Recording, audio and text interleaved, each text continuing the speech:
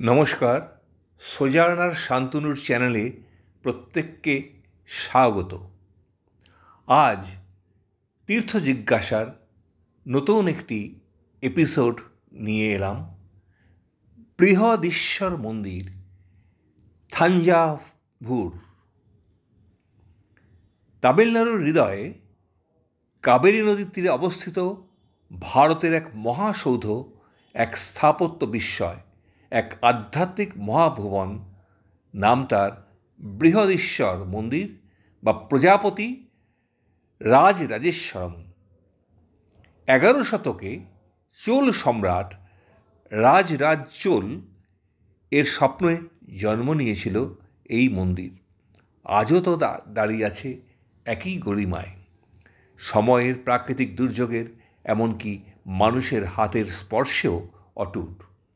আজকের পর্বে আমরা শুনব এই মন্দিরের ইতিহাস, স্থাপত্য, অদ্ভুত রহস্য, চোল সাম্রাজ্যের শিল্পশক্তি এবং এখানকার কিছু বিস্ময়কর বৈশিষ্ট্যের কথা। 11 শতকের গোড়া দক্ষিণ ভারতের সর্বশ্রেষ্ঠ সাম্রাজ্য চোল রাজবংশ তখন শক্তির শিখরে। এশিয়া জুড়ে তাদের প্রভাব শ্রীলঙ্কা, মালদ্বীপ, দক্ষিণ পূর্ব এশিয়া পর্যন্ত বিস্তৃত। এই সময় সম্রাট রাজরাজ চোল এক সিদ্ধান্ত নিলেন এক বিশাল মন্দির নির্মাণের, যা শুধু দেবালয় নয়, সাম্রাজ্যের শক্তি, শিল্প, বিজ্ঞান ও ভক্তির এক নিখুঁত প্রতীক। কথিত আছে রাজরাজ চোল তার সাম্রাজ্যের মানচিত্রে প্রথম মন্দিরটির অবস্থান চিহ্নিত করেন। পরে প্রায় 6 বছরেই এই বিশাল মন্দির তৈরি হয়। একটি পূর্ণাঙ্গ নগর পরিকল্পনা এবং প্রকৌশল দক্ষতায়, যা তখনকার দিনে এক অলৌকিক কীর্তি। মন্দিরটির পুরনো নাম ছিল রাজরাজেশ্বরম, পরে নাম হয় বৃহদীশ্বর বা পেরুভুদাইয়ার কোভিল। বৃহদীশ্বর মন্দির দ্রাবিড় স্থাপত্যের সর্বোচ্চ নিদর্শন। প্রতিটি কোণ, প্রতিটি স্তম্ভ, প্রতিটি প্রতিমা একটি গল্প বলে। গর্ভগৃহ ও বিশাল শিখর। মন্দিরের গর্ভগৃহের উপর দাঁড়িয়ে আছে বিশাল বিমানম, যা ভারতের অন্যতম উচ্চতম মন্দির শিখর। উচ্চতা 66 মিটার, অর্থাৎ প্রায় 220 ফুট। সবচেয়ে আশ্চর্যের বিষয়, এই শিখরের চূড়ায় বসানো হয়েছে একটি বিশাল একক গ্রানাইট পাথর, ওজন প্রায় 80 টন। কিভাবে এত বড় পাথর উপরে তোলা হয়েছিল?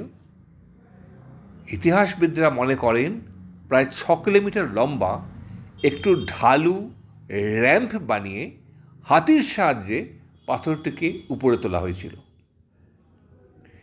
এ ভুলবশত ভেঙে পড়েনি, এ এক প্রকৌশল বিস্ময়। মন্দিরের প্রবেশদ্বারের সামনে দাঁড়িয়ে থাকা নন্দী মূর্তি এক অলৌকিক সৃষ্টি। উচ্চতা 12 ফুটের বেশি এবং সব মিলিয়ে ওজন প্রায় 25 টন। এটি একটি গ্রানাইট পাথর থেকে খোদাই করা। শতাব্দী পেরিয়েও নন্দীর মুখ, চোখ, অঙ্গে এক শান্ত দয়ালু অভিব্যক্তি আজও যেন জীবন্ত।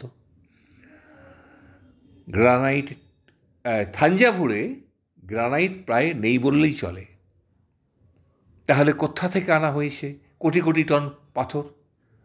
বিশেষজ্ঞদের ধারণা 50 থেকে 70 কিলোমিটার দূর থেকে পাথর আনা হতো গরু, হাতি, মানুষের যৌথ পরিশ্রমে।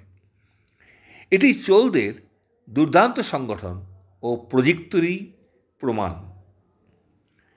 বৃহদীশ্বর মানে শুধু স্থাপত্য নয়, এটি হলো শিল্পকলার এক মহাগ্রন্থ।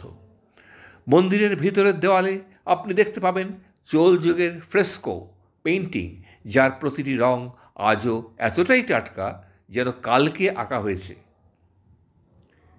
শিবের বিভিন্ন রূপ, চোল রাজাদের সামরিক অভিযান, সঙ্গীত, নৃত্য, নাগকন্যা, দেব অপ্সরা, অলৌকিক দৃশ্য। এমন সূক্ষ্ম রেখা, ক্ষুদ্রাঙ্গিত এবং দৃষ্টিনন্দন রঙের কারুকাজ। দক্ষিণ ভারত তো বটেই, বিশ্বের শিল্পকলার ইতিহাসেও অত্যন্ত বিরল। মন্দিরের প্রধান শিখরটি দুপুরের সূর্যের আলোয় মাটিতে ছায়া ফেলে না, এমন কথা প্রচলিত। সম্পূর্ণ ছায়াহীন না হলেও শিখরের ছায়া কখনো মন্দিরের প্রাঙ্গণে পড়ে না, যা আজও এক প্রকৌশল রহস্য।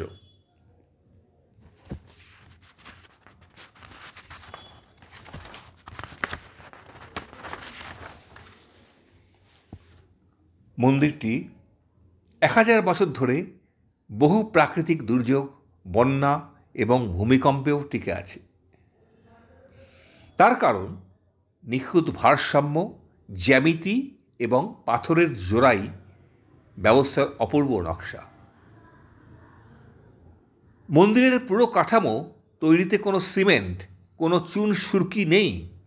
সবই ইন্টারলকিং সিস্টেমে নির্মিত, যেখানে প্রতিটি পাথর আরেকটির ভার বহন করে।